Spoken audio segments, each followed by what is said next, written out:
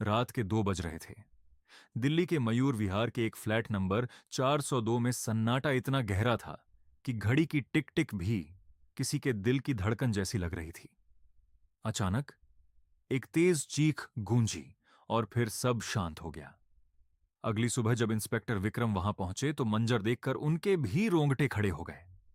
कमरे के बीचों बीच एक लाश पड़ी थी, शहर के मशहूर बिजनेसमैन सतीश खन्ना की। लेकिन अजीब बात यह थी कि शरीर पर चोट का एक भी निशान नहीं था। न खून, न ही छीना झपटी के निशान। सतीश की आंखें खुली थीं, जैसे उन्होंने मौत से ठीक पहले कुछ ऐसा देख लिया हो जिसकी उन्होंने कल्पना भी नहीं की थी। विक्रम ने अपने दस्ताने पहने और कमरे का मुआयना करने लगे। मेज पर चाय के 2 कप रखे थे। एक खाली था और दूसरे में चाय आधी बची थी। सर, दरवाजा अंदर से बंद था, हवलदार ने बताया। खिड़की पर लोहे की जाली लगी है। कातिल के निकलने का कोई रास्ता नहीं दिख रहा।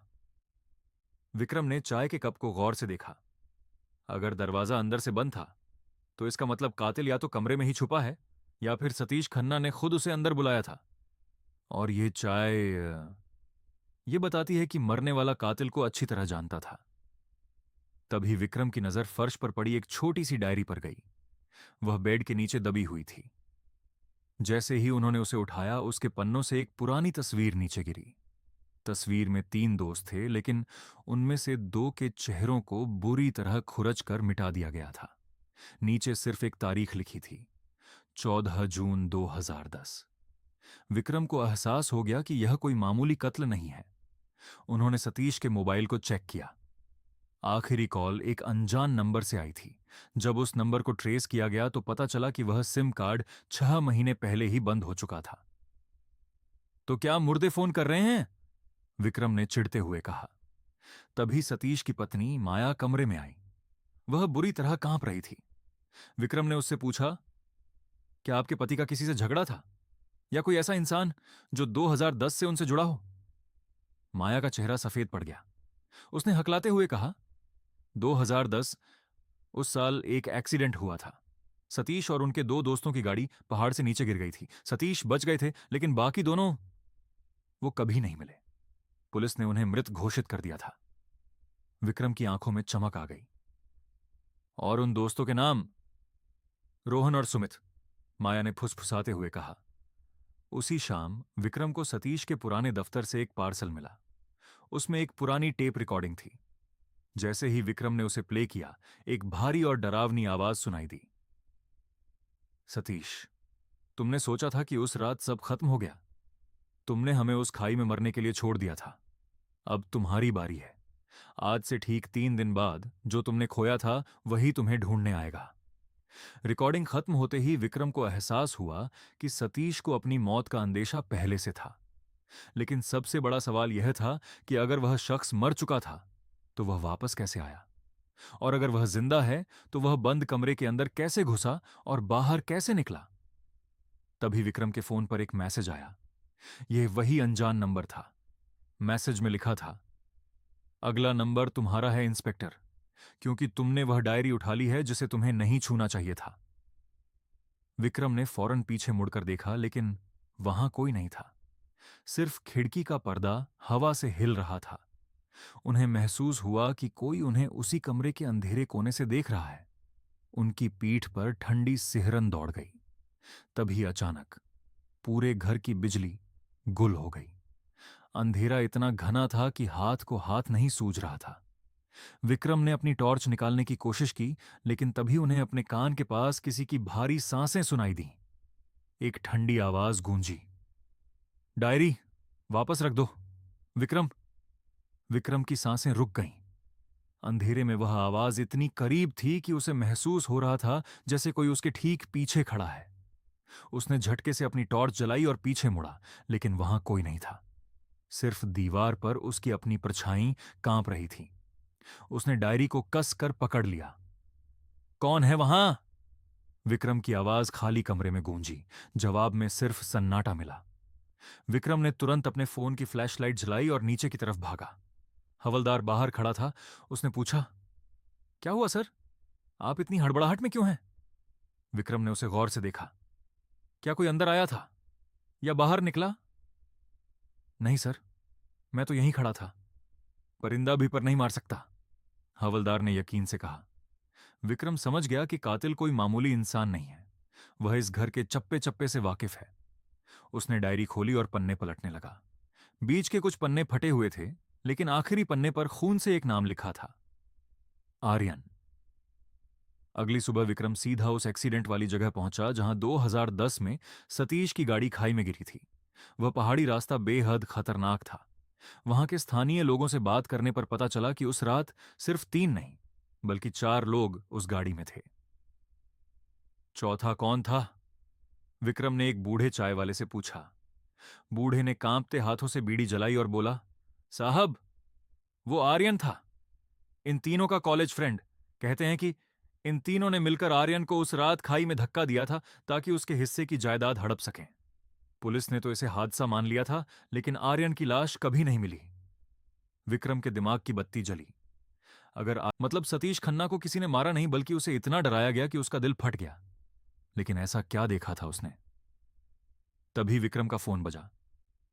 यह सुमित का नंबर था, वही दूसरा दोस्त जो उस एक्सीडेंट में शामिल था।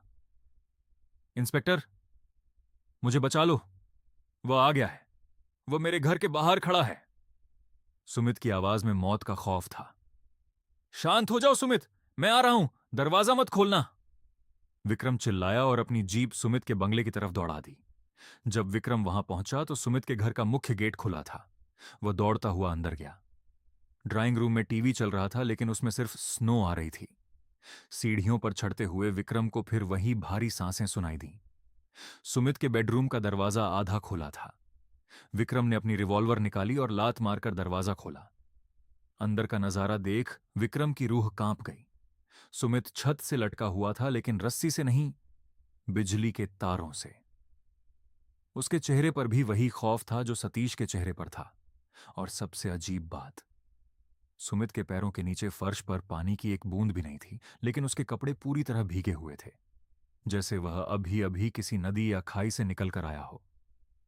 दीवार पर गीले हाथों से लिखा था, 2 गए, अब 1 बचा है। विक्रम अब समझ चुका था कि कातिल का अगला निशाना रोहन है। रोहन शहर का सबसे बड़ा राजनेता बन चुका था और उसकी सुरक्षा बहुत कड़ी थी। विक्रम सीधा रोहन के दफ्तर पहुंचा।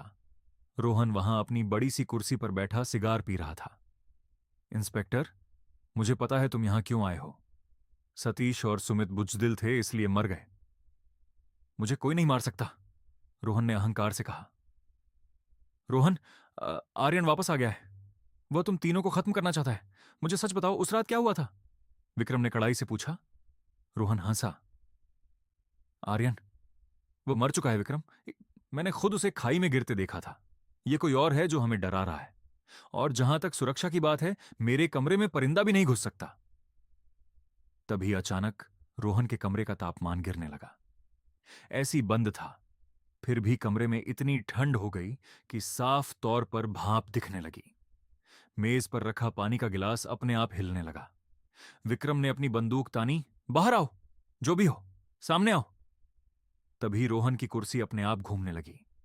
जब कुर्सी घूमी तो रोहन गायब था। उसकी जगह कुर्सी पर एक गीली डायरी रखी थी, वही डायरी जो विक्रम ने सतीश के घर से उठाई थी। विक्रम हक्का बक्का रह गया। डायरी उसके पास थी तो यहां कैसे आई? उसने पीछे मुड़कर देखा तो रोहन कमरे के कोने में खड़ा था। उसकी आंखें सफेद पड़ चुकी थीं और वह हवा में धीरे धीरे ऊपर उठ रहा था। विक्रम, भागो! रोहन की आवाज नहीं, बल्कि किसी गहरे कुएं से आती गूंज सुनाई दी। विक्रम की आंखों के सामने जो हो रहा था उस पर यकीन करना मुश्किल था। रोहन, जो कि शहर का सबसे ताकतवर आदमी माना जाता था, इस वक्त किसी पुतले की तरह हवा में लटका हुआ था। उसकी गर्दन अपने आप मुड़ रही थी, जैसे कोई अदृश्य हाथ उसे मरोड़ रहा हो। छोड़ दो उसे! विक्रम चिल्लाया और उसने उस दिशा में गोली चला दी जहां से रोहन को पकड़ा गया था। गोली दीवार में जा लगी, लेकिन रोहन धड़ाम से नीचे गिर पड़ा। वह बुरी तरह हाँफ रहा था। विक्रम उसके पास भागा। रोहन, क्या देखा तुमने? कौन था वो? रोहन की आवाज गले में फंस रही थी। उसने कांपती उंगली से सामने वाले बड़े आईने की तरफ इशारा किया। विक्रम ने आईने में देखा तो उसके पैरों तले जमीन खिसक गई। आईने में विक्रम अकेला खड़ा था, लेकिन रोहन के पीछे एक साया खड़ा था। एक ऐसा इंसान जिसके शरीर से मांस गलकर गिर रहा था और उसके कपड़ों से लगातार पानी टपक रहा था। जैसे ही विक्रम ने पीछे मुड़कर देखा, वहां कोई नहीं था। आईने का भ्रम या हकीकत? विक्रम समझ गया कि कानून की किताबों से बाहर निकलकर उसे कुछ और सोचना होगा। वह सीधा पुलिस हेडक्वार्टर के रिकॉर्ड रूम में गया। उसने 2010 की वह फाइल निकाली जिसे हादसा कहकर बंद कर दिया गया था। फाइल के अंदर एक धुंधली सी फोटो थी, एक्सीडेंट वाली कार की। विक्रम ने उसे मैग्नीफाइंग ग्लास से देखा। कार की पिछली सीट पर एक बैग पड़ा था। हवलदार, इस बैग की जांच हुई थी? विक्रम ने पूछा। नहीं सर, वो बैग तो कभी मिला ही नहीं। कहा गया कि वो खाई में गिरच गया होगा, हवलदार ने जवाब दिया। विक्रम ने उस रात की ड्यूटी पर तैनात कांस्टेबल का पता निकाला। वह अब रिटायर होकर पास के एक गांव में रहता था। जब विक्रम वहां पहुंचा तो वह बूढ़ा कांस्टेबल डर के मारे कांपने लगा। साहब, उस रात जो हुआ वो कोई एक्सीडेंट नहीं था, उसने फुसफुसाते हुए कहा। सतीश, सुमित और रोहन ने कार रोकी थी। उन्होंने आर्यन को बाहर निकाला और उसे पीटने लगे। आर्यन के पास एक पुश्तैनी हीरा था जिसकी कीमत करोड़ों में थी। उन्होंने वो हीरा छीना और आर्यन को जिंदा खाई में फेंक दिया। मैंने सब देखा था, लेकिन उन्होंने मुझे चुप रहने के लिए बहुत पैसे दिए थे। विक्रम का खून खौल उठा। लेकिन आर्यन मर गया था या नहीं? साहब, उस खाई के नीचे एक बहुत गहरी और ठंडी नदी बहती है। जो उसमें गिरता है उसकी हड्डी भी नहीं मिलती। लेकिन अगले दिन जब मैं वहां गया तो पत्थर पर गीले पैरों के निशान थे जो जंगल की तरफ जा रहे थे। विक्रम वापस शहर लौट रहा था कि अचानक उसकी जीप का टायर फट गया। गाड़ी जोर से घिसटती हुई सड़क के किनारे एक पेड़ से जा टकराई। विक्रम का सिर स्टीयरिंग से टकराया और उसे धुंधला दिखने लगा। उसने देखा कि जंगल के अंधेरे से कोई निकल कर आ रहा है। वही भारी सांसें, वही गीले कदमों की आवाज। छप छप, छप छप।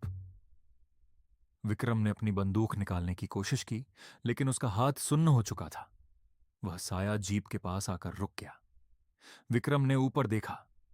वह आर्यन ही था, लेकिन उसका चेहरा आधा जला हुआ और पानी से गला हुआ था। विक्रम, आर्यन की आवाज किसी फटे हुए ढोल जैसी थी। तुमने सच जान लिया है। अब तुम्हें भी वही जाना होगा जहां मैं गया था। आर्यन, रुक जाओ। कानून उन्हें सजा देगा, विक्रम ने मुश्किल से कहा। आर्यन की सूजी हुई आंखों में एक अजीब सी हंसी थी। कानून? कानून तो 15 साल पहले मर गया था। अब सिर्फ इंसाफ होगा। तभी विक्रम के फोन पर एक कॉल आई। यह फॉरेंसिक लैब से थी। विक्रम ने थरथराते हाथों से फोन उठाया। सर, एक बड़ी गड़बड़ हो गई है, डॉक्टर की आवाज आ रही थी। सतीश और सुमित की बॉडी के अंदर हमें एक अजीब सा केमिकल मिला है। यह कोई भूतिया मामला नहीं है। ये एक बहुत ही रेयर नर्वस गैस है जो इंसान को ऐसे भ्रम दिखाती है कि उसका दिल डर से रुक जाए। विक्रम चौंक गया। अगर ये गैस है तो इसका मतलब कातिल कोई इंसान ही है जो आर्यन का रूप धरकर घूम रहा है। तभी उस साये ने विक्रम का गला पकड़ लिया।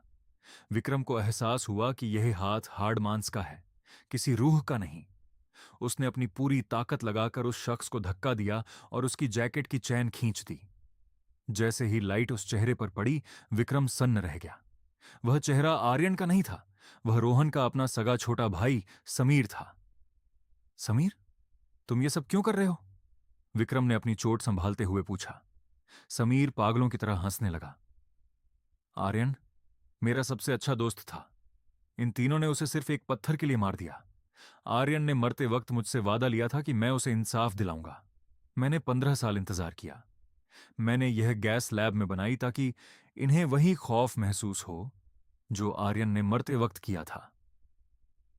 लेकिन तुम पकड़े जाओगे समीर, विक्रम ने उसे समझाने की कोशिश की। पकड़ा तो मैं तब जाता जब मैं जिंदा रहता। समीर ने एक छोटी सी शीशी निकाली और उसे जमीन पर पटक दिया।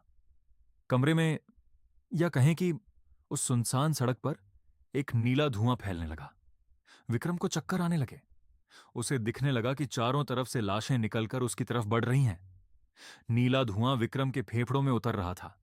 उसके सामने की सड़क अब किसी डरावने कब्रिस्तान में तब्दील हो गई थी। उसे लगा जैसे जमीन फट रही है और उसमें से सैकड़ों हाथ निकलकर उसके पैर जकड़ रहे हैं। ये सच नहीं है, ये सिर्फ भ्रम है। विक्रम ने खुद को चिल्लाकर याद दिलाया। उसने अपनी जेब से एक रुमाल निकाला और उसे अपनी बोतल के पानी से भिगोकर नाक पर बांध लिया। अपनी सांसों को काबू में करते हुए उसने देखा कि समीर वहां से भागने की कोशिश कर रहा है। विक्रम डगमगाते कदमों से समीर के पीछे लपका। समीर जंगल की गहराइयों की तरफ भाग रहा था। वह उसी रास्ते पर था जो सीधा उस खौफनाक खाई की तरफ जाता था। जंगल में पेड़ों की टहनियां विक्रम को किसी राक्षसी उंगलियों जैसी लग रही थीं। तभी उसे समीर की आवाज सुनाई दी। विक्रम, तुम इसे रोक नहीं सकते। रोहन को मरना ही होगा। आज रात यह कहानी वहीं खत्म होगी जहां शुरू हुई थी। विक्रम ने देखा कि सामने वही पुरानी खस्ता हाल रेलिंग वाली जगह आ गई है। वही जगह जहां से आर्यन को नीचे फेंका गया था। वहां पहले से ही कोई खड़ा था। वह रोहन था। वह अस्पताल से कैसे भागकर यहां आया? रोहन की हालत पागलों जैसी थी। वह चिल्ला रहा था, मुझे माफ कर दो आर्यन। मुझे वह हीरा नहीं चाहिए था। वह सब सतीश का प्लान था। समीर, जो अब आर्यन के फटे हुए और गीले कपड़ों वाले भेष में था, धीरे धीरे रोहन की तरफ बढ़ा। माफी? माफी का वक्त 15 साल पहले था रोहन। अब सिर्फ हिसाब होगा। समीर ने एक रिमोट निकाला। मैंने रोहन की जैकेट में छोटा सा विस्फोटक लगाया है। जैसे ही मैं यह बटन दबाऊंगा, यह उसी खाई में जाकर गिरेगा जहां आर्यन गिरा था। विक्रम ने अपनी रिवॉल्वर तानी।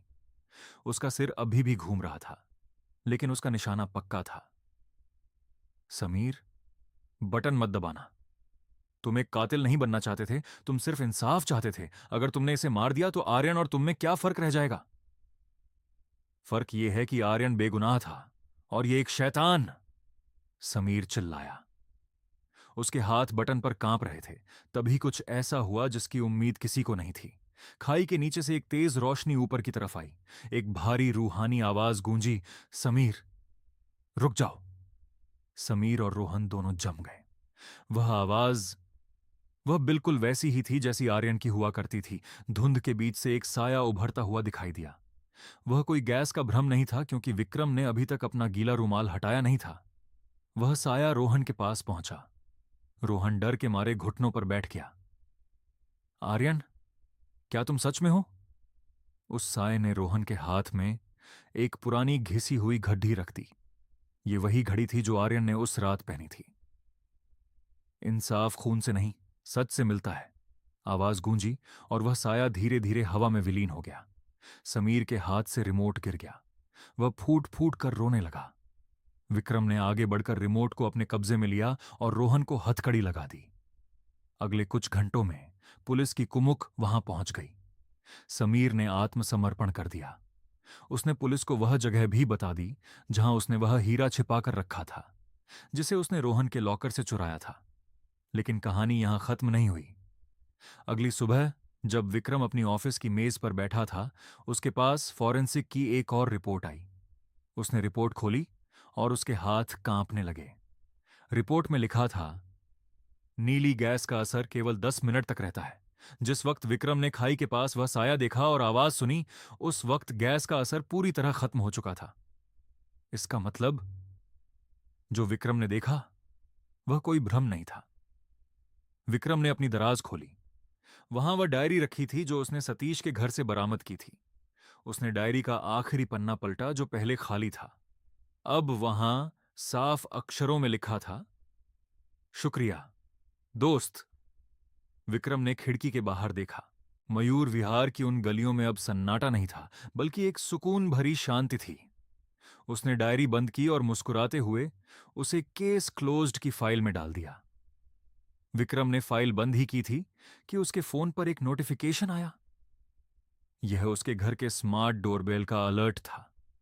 उसने स्क्रीन पर देखा तो उसके पसीने छूट गए। उसके घर के दरवाजे पर एक आदमी खड़ा था जिसने बिल्कुल वही कोट पहना था जो सतीश खन्ना ने अपनी मौत वाली रात पहना था। विक्रम बिना वक्त गंवाए अपनी कार की तरफ भागा। रास्ते भर उसके दिमाग में एक ही बात घूम रही थी, समीर तो जेल में है, फिर ये कौन है? क्या यह सब समीर का कोई साथी कर रहा है या खेल अभी बाकी है? विक्रम जैसे ही अपने घर पहुंचा, उसने देखा कि दरवाजा आधा खुला हुआ है। वह दबे पांव अंदर घुसा। घर के अंदर का तापमान बहुत कम था, जैसे फ्रिज खोल दिया गया हो। ड्राइंग रूम की मेज पर चाय के 2 कप रखे थे, बिल्कुल वैसे ही जैसे सतीश खन्ना के घर में थे। एक कप खाली था और दूसरे में गर्म चाय से धुआं निकल रहा था। बैठो विक्रम, मैं तुम्हारा ही इंतजार कर रहा था। एक जानी पहचानी आवाज बेडरूम से आई। विक्रम ने अपनी रिवॉल्वर तानी और बेडरूम की तरफ बढ़ा। वहां आईने के सामने एक शख्स पीठ फेर कर खड़ा था। जैसे ही वह मुड़ा, विक्रम के हाथ से बंदूक गिरते गिरते बची। वह सतीश खन्ना था। वही सतीश खन्ना जिसे विक्रम ने अपनी आंखों से मरा हुआ देखा था और जिसकी पोस्टमार्टम रिपोर्ट उसने खुद पढ़ी थी। तुम तो मर चुके थे, विक्रम हकलाया। सतीश हंसा, लेकिन उसकी हंसी में कोई जान नहीं थी। मौत तो बस एक पर्दा है इंस्पेक्टर। क्या तुम्हें सच में लगा कि समीर जैसा मामूली लड़का हम तीनों को खत्म कर सकता है? समीर तो सिर्फ एक मोहरा था जिसे मैंने इस्तेमाल किया। विक्रम का दिमाग चकराने लगा। लेकिन तुम्हारी लाश, पोस्टमार्टम रिपोर्ट? सतीश ने अपनी शर्ट के बटन खोले। उसके सीने पर एक अजीब सा इलेक्ट्रॉनिक पैच लगा था। यह तकनीक का कमाल है। कुछ दवाइयां और यह छोटा सा डिवाइस दिल की धड़कन को इतनी देर के लिए रोक देते हैं कि डॉक्टर भी धोखा खा जाए। रही बात पोस्टमार्टम की, तो क्या तुम्हें नहीं पता कि उस रात ड्यूटी पर मौजूद डॉक्टर मेरा पुराना कर्जदार था? सतीश ने विक्रम की तरफ कदम बढ़ाया। हमें वह हीरा नहीं मिला था विक्रम। आर्यन ने उसे खाई में गिरने से पहले ही कहीं छिपा दिया था। मुझे पता था कि समीर को उसका पता मालूम है। इसीलिए मैंने अपनी मौत का नाटक रचा ताकि समीर बाहर आए और बदले की आग में वह सब कुछ उगल दे जो वह जानता है। तो सुमित का क्या? तुमने अपने दोस्त को मार दिया? विक्रम ने नफरत से पूछा। सुमित कमजोर था। वह पुलिस के सामने सब सच उगलने वाला था।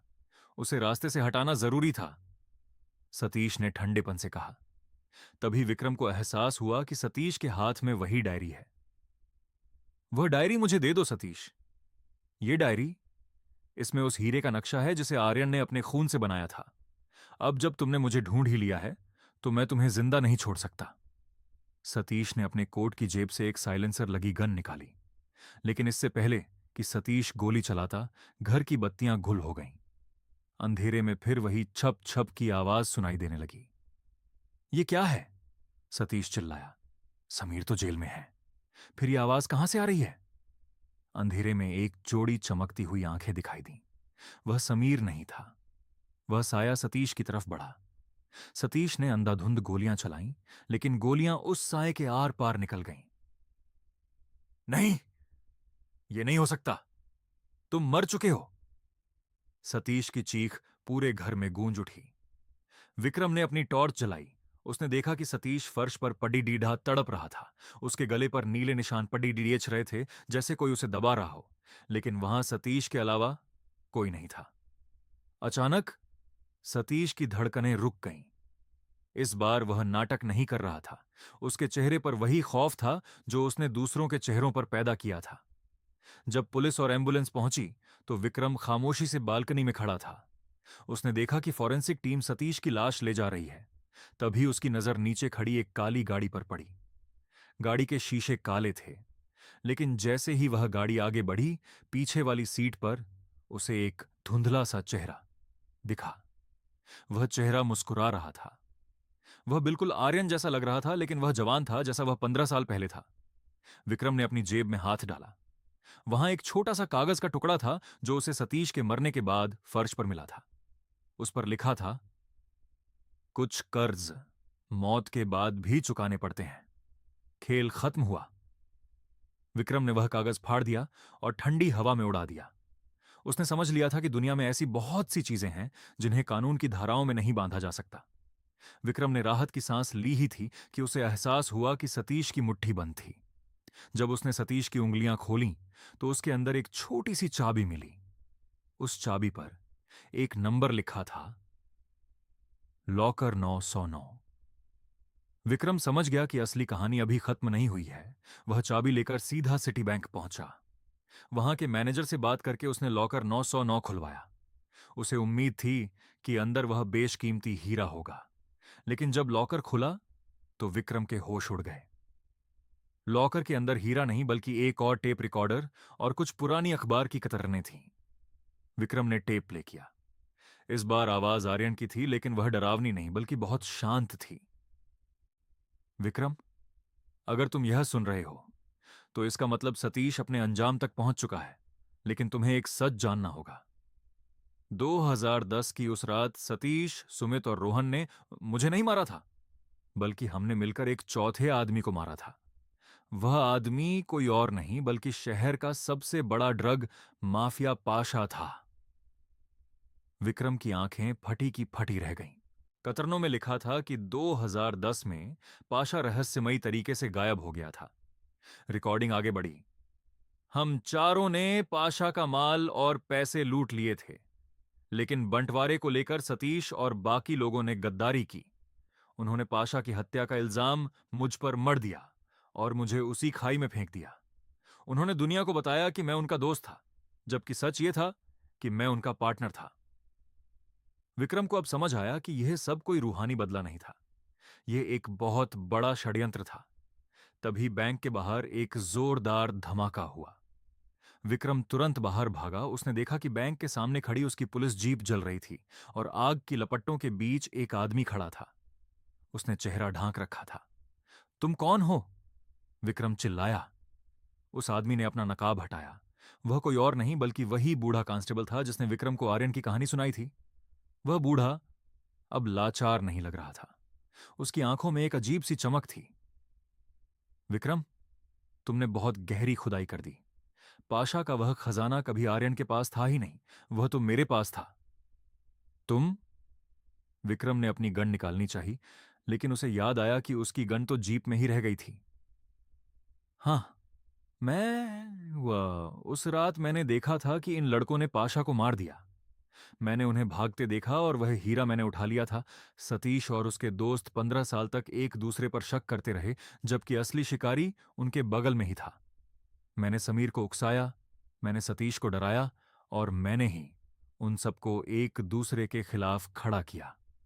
बूढ़े कांस्टेबल ने एक ग्रेनेड निकाला। अब जब तुमने सच जान लिया है तो तुम्हें भी इस आग में जलना होगा। लेकिन इससे पहले कि वह पिन खींचता, एक स्नाइपर की गोली सीधे उसके हाथ पर लगी। बूढ़ा चिल्लाया और गिर पड़ा। विक्रम ने पीछे मुड़कर देखा। दूर एक इमारत की छत पर एक साया खड़ा था। वही साया जो विक्रम ने काली गाड़ी में देखा था। वह असली आर्यन था। वह मरा नहीं था, बल्कि 15 साल से अपना चेहरा बदलकर सही वक्त का इंतजार कर रहा था। पुलिस की गाड़ियां वहां पहुंच गईं। बूढ़े को गिरफ्तार कर लिया गया। आर्यन वहां से गायब हो चुका था, लेकिन विक्रम के फोन पर एक आखिरी मैसेज आया। अब हिसाब बराबर हुआ विक्रम, अब मैं शांति से जा सकता हूं। विक्रम ने जलती हुई जीप की तरफ देखा। उसे समझ आ गया कि इस शहर में हर कोई अपराधी था, बस पकड़ा भी गया जिसकी किस्मत खराब थी। उसने अपनी बैज उतारा और उसे वहीं जमीन पर पटक दिया। उसे अब इस सिस्टम का हिस्सा नहीं रहना था। विक्रम मयूर विहार की सड़क पर अकेला चल दिया। अब वहां न कोई डर था, न कोई सस्पेंस, बस एक लंबी खामोश रात थी। कहानी अच्छी लगी हो तो लाइक करे, सब्सक्राइब करे। Thanks for watching.